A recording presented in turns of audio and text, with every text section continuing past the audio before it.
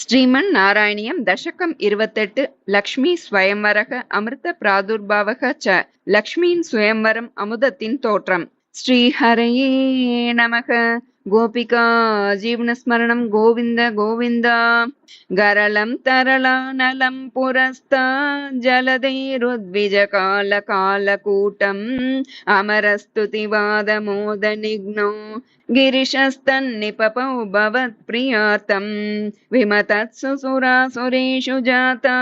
सुरभिस्तां ऋषिशून्यदास्त्रिधामन् हयरत्नमभूदते भरत्नम् द्युतरुश्चाप्सरसः सुरेषु तानि जगदीश भवत्परा तदानीं कमनीया कमला बभूव देवी अमलामवलोक्य यां विलोलः सकलापि स्पृहयां बभूव लोकः त्वयि दत्तहृदे तदैव देव्यै त्रिदशेन्द्रो मणिपीठिकां व्यतारी सकलोपहृताभिषेचनीयैर्ऋषयस्तां श्रुतिगीर्भिरभ्यषिञ्चन् अभिषेकजलानुपातिमुग्ध त्वदपाङ्गैरवभूषिताङ्गवल्ली मणिकुण्डलपीतचेलहार प्रमुखैस्ताममराधयोन्वभूषन् वर्णस्रजमातभृङ्गनादां ददति सा कुचकुम्भमन्दयाना पदशिञ्जितमञ्जुनूपुरा त्वं कलितव्रीलविलासमाससाद गिरिशद्रुहिणादि सर्वदेवान् गुणभाजोऽप्यविमुक्तदोषलेशान् अवमृश्य सदैव सर्वरम्ये निहिता त्वय्यनयापि दिव्यमाला उरसा तरसा ममानितैनां भुवनानां जननीमनन्यभावां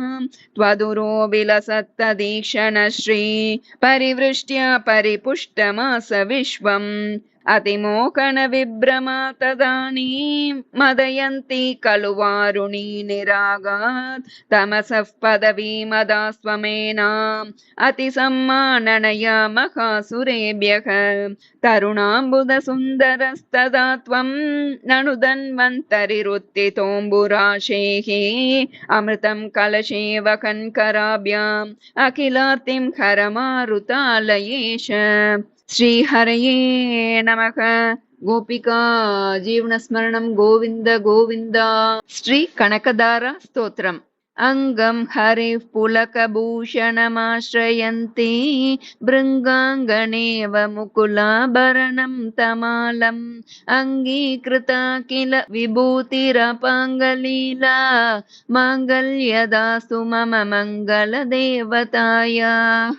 मुग्धा मुहुर्विदधति वदने मुरारेः प्रेमत्रपा प्रणिहितानि गतानि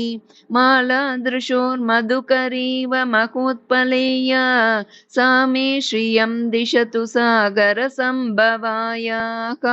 आमीलिताक्षमधिगम्य मुदा मुकुन्दम् आनन्दकन्दमणिमेषमणङ्गतन्त्रम् आकेकरस्थितकनीनिकपक्ष्मनेत्रम् भूत्यै भवेन्मम भुजङ्गशयाङ्गनायाः बाह्वन्तरे मधुजितश्रितकौस्तुभेया हारावलीव हरिनीलमयी विभाति कामप्रदा भगवतोऽपि कटाक्षमाला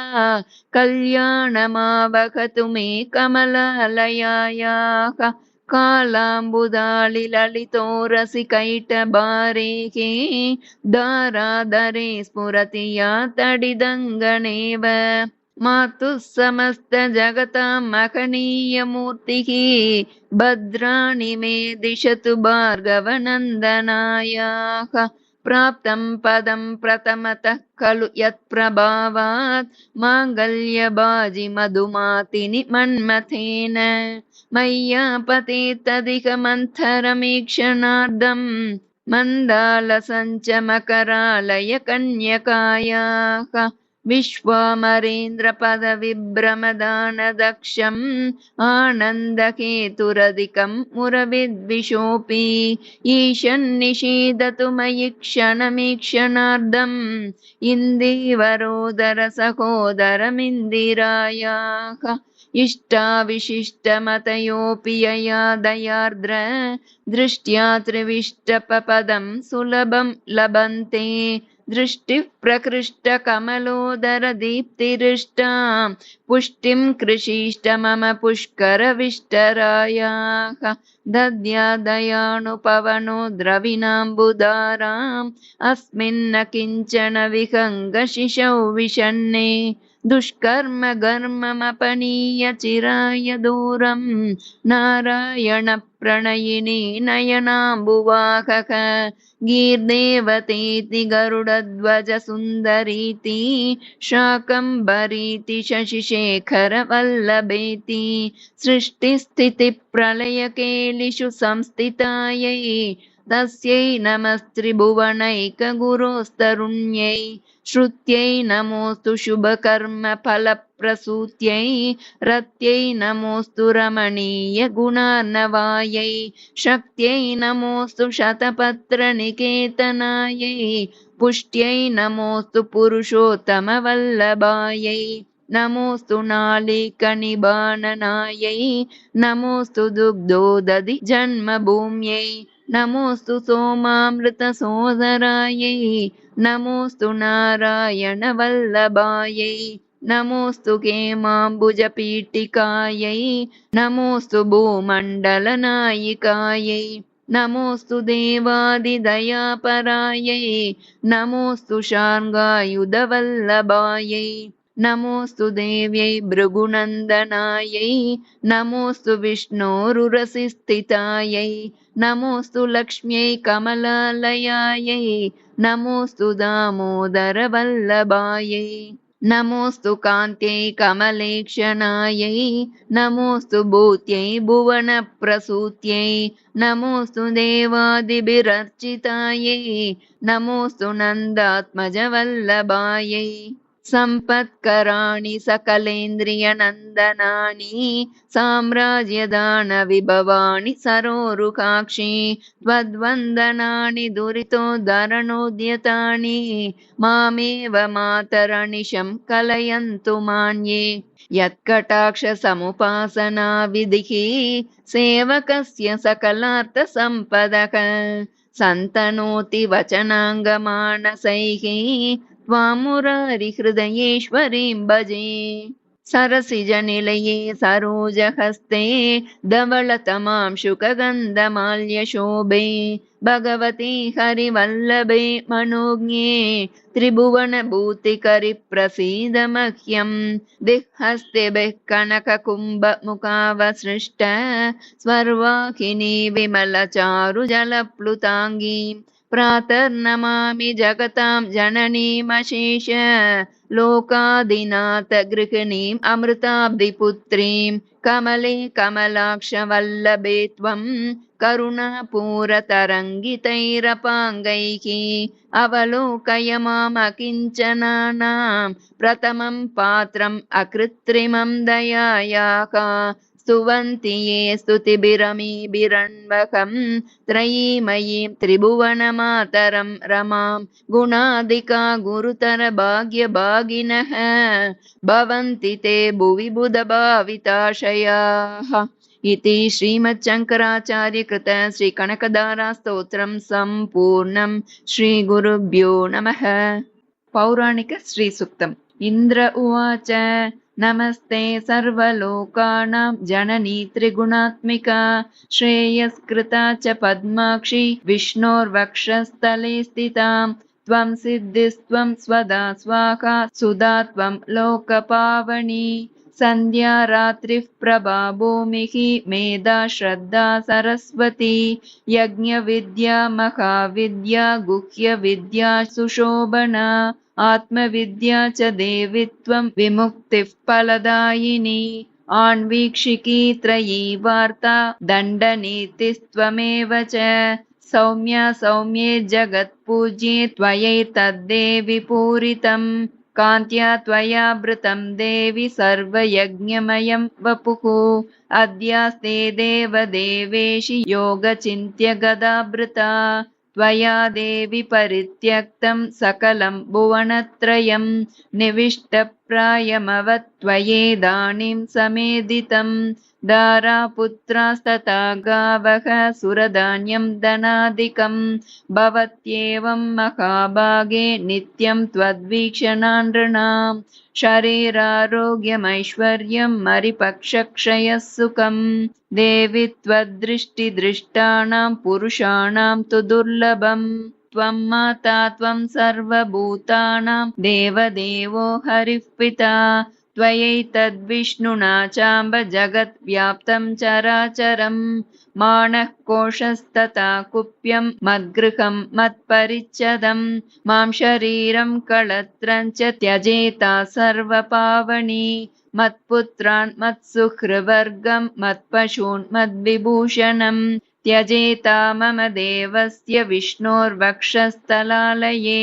सत्त्वेन सत्त्वशौचाभ्यां तथा शीलादिभिर्गुणैः त्यज्यते ते नरा सद्यः संत्यक्त्वा ये त्वया नगे त्वया विलोकिता सद्यः शीलाद्यैरखिलैर्गुणैः कुलैश्वर्यैश्च वर्धन्ते पुरुषा निर्गुणा ह्यपि सश्लाघ्यः सगुणी धन्यः सकुलीनः स बुद्धिमान् सशूरः सत्त्वविक्रान्तः त्वया देवि विलोकितः सद्यो वैगुण्यमायाति शीलाद्या सकला गुणाः पराङ्मुखी जगद्धात्री यस्य त्वं विष्णुवल्लभे न ते वर्णयितुं शक्ता गुणा वासुकि जिह्वया प्रसीद देवि पद्माक्षि नास्माभिस्तु कदाचन सरसिजनिलये सरोजहस्ते धवळतराम्बुजगन्धमाल्यशोभे भगवती हरिवल्लभे मनोज्ञे सकलविभूतिकरे प्रसीद मह्यम् इति पौराणिकश्रीसूक्तं सम्पूर्णं श्रीगुरुभ्यो नमः। हरिः ओम्। षोडश महालक्ष्मी स्तोत्रम्। या देवी सर्वभूतेषु पुष्टिरूपेण संस्थिता नमस्तस्यै नमस्तस्यै नमस्तस्यै नमो नमः। या देवी सर्वभूतेषु क्षुधारूपेण संस्थिता नमस्तस्यै नमस्तस्यै नमस्तस्यै नमो नमः। या देवी सर्वभूतेषु बुद्धिरूपेण संस्थिता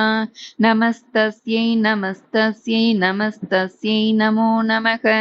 या देवी सर्वभूतेषु धृतिरूपेण संस्थिता नमस्तस्यै नमस्तस्यै नमस्तस्यै नमो नमः। या देवी सर्वभूतेषु तुष्टिरूपेण संस्थिता नमस्तस्यै नमस्तस्यै नमस्तस्यै नमो नमः।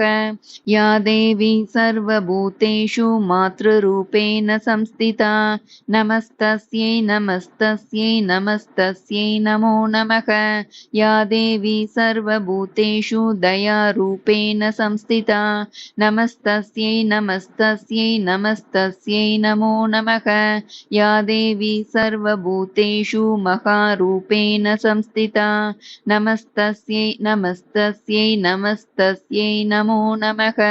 या देवी सर्वभूतेषु शान्तिरूपेण संस्थिता नमस्तस्यै नमस्तस्यै नमस्तस्यै नमो नमः। या देवी सर्वभूतेषु कीर्तिरूपेण संस्थिता नमस्तस्यै नमस्तस्यै नमस्तस्यै नमो नमः। या देवी सर्वभूतेषु छायारूपेण संस्थिता नमस्तस्यै नमस्तस्यै नमस्तस्यै नमो नमः। या देवी सर्वभूतेषु कान्तिरूपेण संस्थिता नमस्तस्यै नमस्तस्यै नमस्तस्यै नमो नमः। या देवी सर्वभूतेषु तृष्णारूपेण संस्थिता नमस्तस्यै नमस्तस्यै नमस्तस्यै नमो नमः। या देवी सर्वभूतेषु क्षान्तिरूपेण संस्थिता नमस्तस्यै नमस्तस्यै नमस्तस्यै नमो नमः। या देवी सर्वभूतेषु विजयरूपेण संस्थिता नमस्तस्यै नमस्तस्यै नमस्तस्यै नमो नमः। या देवी सर्वभूतेषु शक्तिरूपेण संस्थिता नमस्तस्यै नमस्तस्यै नमस्तस्यै नमो नमः। वेदान्तदेशिकरियटि श्रीस्तुति। श्रीस्तुतिः श्री कनकदारा लक्ष्मीस्तव राजः। श्रीमते रामानुजाय नमः। श्रीमान् वेङ्कटनाथार्यः कवितार्किककेसरी वेदान्ताचार्यवर्यो मे सन्निधत्तां सदा हृदि। मानातीतप्रतितविभवां मङ्गलं मङ्गलानां वक्षः पीठीं मधुविजयिनो भूषयन्तीं स्वकान्त्या प्रत्यक्षानुश्रविकमहिमप्रार्थिनीनां प्रजानां श्रेयो मूर्तिं श्रियमशरणस्त्वां शरण्यां प्रपद्ये। मानातीतप्रतितविभवां मङ्गलं मङ्गलानां वक्षः पीठीं मधुविजयिनो भूषयन्तीं स्वकान्त्या प्रत्यक्षानुश्रविकमहिमप्रार्थिनीनां प्रजानां श्रेयो मूर्तिं श्रियमशरणस्त्वां शरण्यां प्रपद्ये। आविर्भावः कलशजलधावद्वरे वापि यस्याः स्थानं यस्या सरसिजवनं विष्णुवक्षस्थलं वा भूमा यस्या भुवनमखिलं देवि दिव्यं पदं वा स्तोकप्रज्ञैरणवधिगुणा स्तूयसे सा कथं त्वं स्तोतव्यत्वं दिशति भवती देहिभिस्तूयमाना तामेव त्वामणितरगतिस्तोतुमाशं समानः सिद्धारम्भः सकलभुवनश्लाघनीयो भवेयम् सेवापेक्षा तव चरणयो श्रेयसे कस्य न स्यात् यत्सङ्कल्पात् भवति कमले यत्र देहिन्यमीषां जन्मस्तेम प्रलयरचना जङ्गमा जङ्गमाणां तत्कल्याणं किमपि यमिनां एकलक्ष्यं समादौ पूर्णं तेजस्फुरति भवति पादलाक्षारसाङ्कं निष्प्रत्यूह प्रणयघटितं देवि नित्यानपायम् विष्णुस्त्वं चेत्यनवधिगुणं द्वन्द्वमन्योन्यलक्ष्यं शेषश्चित्तं विमलमनसा मौळयश्च श्रुतीनां सम्पद्यन्ते विहरणविधौ यस्य शय्या विशेषाः उद्देश्यत्वं जननि भजतो रुज्जितोपाधिगन्धं प्रद्यग्रूपे हविषि युवयोरेकशेषित्वयोगात् पद्मे पत्युस्तव च निगमैर्नित्यमन्विष्यमाणः नावच्छेदं भजति महिमानर्तयन्मानसं नः पश्यन्तीषु श्रुतिषु परितः सूरिवृन्देन सार्धं मध्ये कृत्य त्रिगुणफलकं निर्मितस्थानभेदं विश्वाधीश प्रणयिनि सदा विभ्रमद्यूतवृत्तौ ब्रह्मेशाद्या ददति युवयोरक्षशारप्रचारम् अस्येषाणा त्वमसि जगतः संश्रयन्ति मुकुन्दम् लक्ष्मीः पद्मा जलधितनया विष्णुपत्नीन्दिरेति यन्नामानि श्रुतिपरिपणान् एवमावर्तयन्तः नावर्तन्ते दुरितपवनप्रेरिते जन्मचक्रे त्वामेवाहुः कतिचिदपरे त्वत्प्रियं लोकनाथं किं तैरन्तः कलहमलिनैः किञ्चिदुत्तीर्यमग्नैः त्वत्सम्प्रीत्यै विहरति हरौ सम्मुखीनां श्रुतीनां भावारूढौ भगवति युवां दम्पती दैवतं नः आपन्नार्तिप्रशमनविधौ बद्धदीक्षस्य विष्णोः आचक्युस्त्वां प्रियसहचरीम् ऐकमत्योपपन्नां प्रादुर्भावैरपि समतनुः प्राद्वमन्वीयसे त्वम् दूरोत्क्षिप्तैरिव मधुरता दुग्धराशेस्तरङ्गैः दत्ते शोभां हरिमरकते तावकी मूर्तिराद्या तन्वी तुङ्गस्तनभरणता तप्तजाम्बूनदाभा यस्यां गच्छन्त्युदयविलयै नित्यमानन्दसिन्धौ इच्छावेगोल्लसितलहरी विभ्रमं व्यक्तयस्ते आसंसारं विततमखिलं वाङ्मयं यद्विभूतिः यद्भ्रूभङ्गात् कुसुमधनुषः किङ्करो मेरुदन्वा यस्यां नित्यं नयनशतकैर्येकलक्ष्यो महेन्द्रः पद्मे तासां परिणतिरसौ भावलेशैस्त्वदीयैः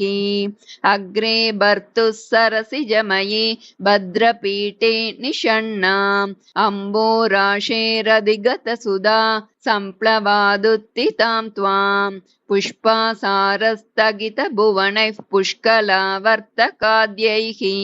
क्लुप्तारम्भा कनककलशैः अभ्यषिञ्चन् गजेन्द्राः आलोक्य त्वाम् अमृतसहजे विष्णुवक्षस्थलस्ताम् शापाक्रान्ता शरणमगमन् सावरोधा सुरेन्द्राः लब्ध्वा भूयस्त्रिभुवनमिदं लक्षितं त्वत्कटाक्षैः सर्वाकारस्थिरसमुदयां सम्पदं निर्विशन्ति आर्तत्राणव्रतिभिरमृता सारनीलाम्बुवाहैः अम्बोजानामुषसि मिषताम् अन्तरङ्गैरपाङ्गैः यस्यां यस्यां दिशि विहरते देवि दृष्टिस्त्वदीया तस्यां तस्यामहमहमिकां तन्वते सम्पदोगाः योगारम्भत्वरितमनसो युष्मदैकान्त्ययुक्तं धर्मं प्राप्तुं प्रथममिह ये धारयन्ते धनायां तेषां भूमेर्धनपतिगृहात् अम्बरादम्बुधेर्वा दारा निर्यान्त्यधिकमधिकं वाञ्छितानां वसूनां श्रेयस्कामः कमलनिलये चित्रमाम्नाय वाचां चूडापीडं तव पदयुगं चेतसा धारयन्तः छत्रच्छाया सुभगशिरसश्चामरस्मेरपाश्वाः श्लाघाशब्दश्रवणमुदिता स्रग्विनः सञ्चरन्ति ऊरीकर्तुं कुशलमखिलं जेतुमादीनरातीन् दूरीकर्तुं दुरितनिवहं त्यक्तुमाद्यामविद्याम् अम्बस्तम्भावधिकजननग्रामसीमान्तरेखाम् आलम्बन्ते विमलमनसो विष्णुकान्ते दयान्ते जाताकाङ्क्षा जननि युवयोर्येकसेवाधिकारी मायालीडं विभवमखिलं मन्यमानास्तृणाय प्रीत्यै विष्णोस्तव च कृतिनः प्रीतिमन्तो भजन्ते वेलाभङ्गः प्रशमनफलं वैदिकं धर्मसेतुम् सेवे देवि त्रिदश महिला मौलिमालार्चितन्ते सिद्धिक्षेत्रं शमितविपदां सम्पदां पादपद्मं यस्मिन्निषण्णमितशिरसो यापयित्वा शरीरं वर्तिष्यन्ते वितमसि पदे वासुदेवस्य धन्याः साणुप्रासप्रकटितदयैः सान्द्रवात्सल्यदिग्धैः अम्बस्निग्धैरमृतलहरी लब्धसब्रह्मचर्यैः घर्मे तापत्रयविरचिते गाढतप्तं क्षणं माम् आकिञ्चन्यग्लपितमणगैरार्द्रयेतः कटाक्षैः सम्पद्यन्ते भवभयतमी बाणवस्त्वत्प्रसादात् भावा सर्वे भगवति हरौ भक्तिमुद्वेलयन्तः याचे किं त्वामहमिह यतः शीतलोदारशीला भूयो भूयो दिशसि महता मङ्गलानां प्रबन्धान् माता देवि त्वमसि भगवान् वासुदेवः पिता मे जातः सोऽहं जननि युवयोरेकलक्ष्यं दयायाः दत्तो युष्मत्परिजनतया देशिकैरप्यतस्त्वं किं ते भूयः प्रियमिति किल स्मेरवक्त्रा विभासि कल्याणानामविकलनिधिः कापि कारुण्यसीमा नित्यामोदा निगमवचसां मौलिमन्दारमाला सम्पद्दिव्या मधुविजयिनः सन्निधत्तां सदा मे सैषा देवी सकलभुवनप्रार्थना कामधेनुः उपचित गुरु भक्तिरुत्थितं वेङ्कटेशात् कलिकलुषनिवृत्त्यै कल्पमानं प्रजानां सरसिजनिलयाया स्तोत्रम् एतत् पठन्तः सकलकुशलसीमा सार्वभौमा भवन्ति उपचित गुरुभक्तिरुत्थितं वेङ्कटेशात् कलिकलुषनिवृत्त्यै कल्पमानं प्रजानां सरसिजनिलयाया स्तोत्रम् एतत् पठन्तः सकलकुशलसीमा सार्वभौमा भवन्ति कवितार्किकसिंहाय कल्याणगुणशालिने श्रीमते वेङ्कटेशाय वेदान्तगुरवे नमः इति श्रीवेदान्तदेशिकविरचिता श्रीस्तुतिसम्पूर्णा श्रीगुरुभ्यो नमः हरिः ओम्।